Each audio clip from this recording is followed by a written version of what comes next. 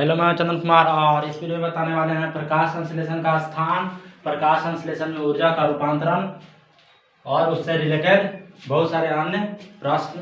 ठीक है, सो आइए स्टार्ट करते हैं इस वीडियो को। सबसे पहले है प्रकाश संश्लेषण का स्थान। प्रकाश संश्लेषण का स्थान क्या है या इससे क्या समझते हैं या उसके बारे में क्या क्या होता है, ये सभी जानेंगे अभी लाइन बाय लाइन। सबसे पहले इसके बारे में जानें कि प्रकाश संश्लेषण का स्थान क्या है। तो प्रकाश संश्लेषण का स्थान पौधों में कहाँ पर है, तो पत्तियों में है। ठीक है, तो ये तो पता है कि प्रकाश संश्लेषण जो होती है उसकी क्रिया वो पत्तियों में होती है। अब आते हैं प्रकाश संश्लेषण कहाँ होती है, पत्तियों में होती है, ये तो पता है। लेकिन ये मेसोफिल ऊतक की खंभ कोशिकाओं में होती है, पत्तियों में होती है, लेकिन कहाँ पर होती है, तो पत्तियों में मेसोफिल ऊतक की खंभ कोशिकाओं में होती है।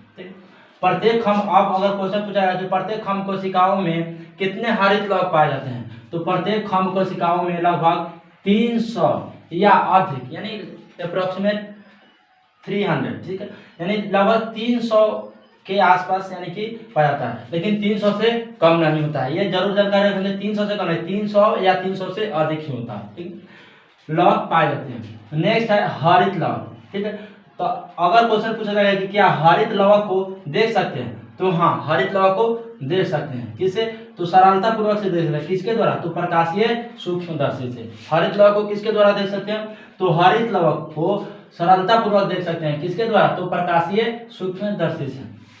ठीक है, अब नेक्स्ट है कि प्रत्येक हरित लवक का व्यास। ठीक है, अब क्वेश्चन पूछा जाएगा कि हरित लवक का व्यास कितना होता है, तो प्रत्येक हरित लवक का जो व्यास होता है वो 4 म्यू से 6 म्यू के बीच होता है। परंतु हरित लवक की सूक्ष्म रचना इलेक्ट्रॉन सूक्ष्मदर्शी के द्वारा ही देख सकते हैं। ठीक, इसको एक बार फिर से लिख करते हैं। प्रकाश संश्लेषण की क्रिया पत्तियों में पाई जाती है, पत्तियों में होती है। और पत्तियों में कहा जाता है मेसोफिल ऊतक की खंभ कोशिका में होती है, मेसोफिल। और प्रत्येक कोशिका में लगभग कितने हरित लवक पाए जाते हैं, तो 300 हरित लवक पाए जाते हैं। हरित लवक को किससे देख सकते हैं, तो प्रकाशीय सूक्ष्मदर्शी से देख सकते हैं। प्रत्येक हरित लवक का व्यास कितना होता है, तो 4 म्यू से 6 म्यू के बीच होता है। परंतु हरित लवक की रचना को किसके द्वारा देख सकते हैं, तो इलेक्ट्रॉन सूक्ष्मदर्शी द्वारा देख सकते हैं। ये टॉपिक क्लियर हो गया।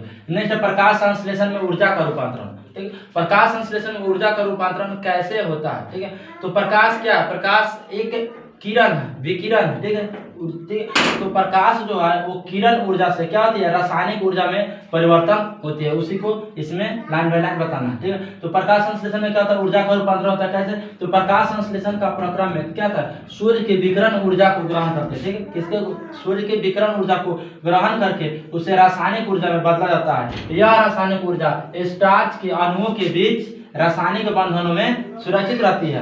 यही ऊर्जा शाकाहारी जंतुओं में भोजन के साथ पहुंचती है और आहार श्रृंखला के माध्यम से जीव मंडल के सभी उपभोक्ता जीवों के शरीरों में पहुंचती रहती है। तो इस प्रकार सौर ऊर्जा ही प्रायः संपूर्ण जीव मंडल की ऊर्जा का आधार है।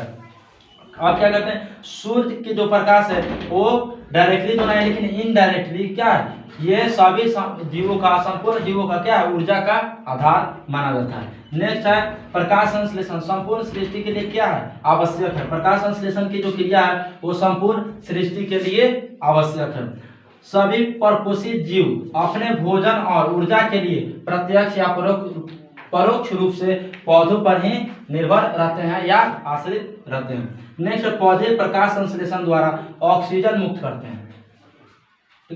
ये समझने वाली बात है कि पौधे जो है प्रकाश संश्लेषण की क्रिया द्वारा ही सिर्फ ऑक्सीजन को मुक्त करते हैं। ये नहीं कि पौधे कभी भी ऑक्सीजन को मुक्त करते हैं। ठीक है, और ये ऑक्सीजन मुक्त तभी करते हैं जब प्रकाश संश्लेषण की क्रिया संभव हो। और प्रकाश संश्लेषण की क्रिया संभव कब हो, जब सूर्य का प्रकाश हो। यानी कि इसीलिए कहा जाता है कि पौधे दिन में ऑक्सीजन छोड़ते हैं और रात को कार्बन डाइऑक्साइड छोड़ते हैं, क्योंकि पौधे जब तक प्रकाश संश्लेषण की क्रिया करेंगे तब तक ही वो ऑक्सीजन छोड़ेंगे, अन्यथा वो ऑक्सीजन को नहीं छोड़ते हैं। ठीक है, नेक्स्ट है प्रकाश संश्लेषण क्रिया द्वारा ऑक्सीजन और कार्बन डाइऑक्साइड के बीच की संतुलन को स्थापित किया जाता है। यानी प्रकाश संश्लेषण के द्वारा ही ऑक्सीजन और कार्बन डाइऑक्साइड का जो लेवल है वो मेंटेनेंस होते रहता है।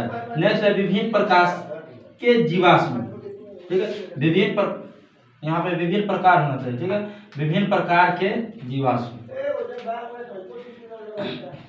विभिन्न प्रकार के जीवाश्म ईंधन जैसे कोयला। तो जीवाश्म ईंधन क्या है कि वैसे ईंधन जो जीवों के अवशेष से प्राप्त होता है, ठीक है, जीवों के अवशेष से, चाहे वो सजीव हो या निर्जीव हो, ये नहीं, लेकिन जीव होना चाहिए। तो जीवाश्म ईंधन जो जीवों के अवशेष से प्राप्त होता है, जैसे इसमें एक उदाहरण दिए हुए हैं कोयला, ठीक है, कोयला क्या है, जीवाश्म ईंधन है। तो विभिन्न प्रकार के जीवाश्म ईंधन की ऊर्जा का आधार क्या है, प्रकाश संश्लेषण है, ठीक है। सो इस वीडियो में ये इतना टॉपिक था। फिर मिलते हैं नेक्स्ट अगले वीडियो में प्रकाश संश्लेषण को प्रभावित करने वाले कारक। प्रकाश संश्लेषण को प्रभावित करने वाले मुख्यतः दो कारक है, एक अंतः कारक और एक बाह्य कारक, ठीक है।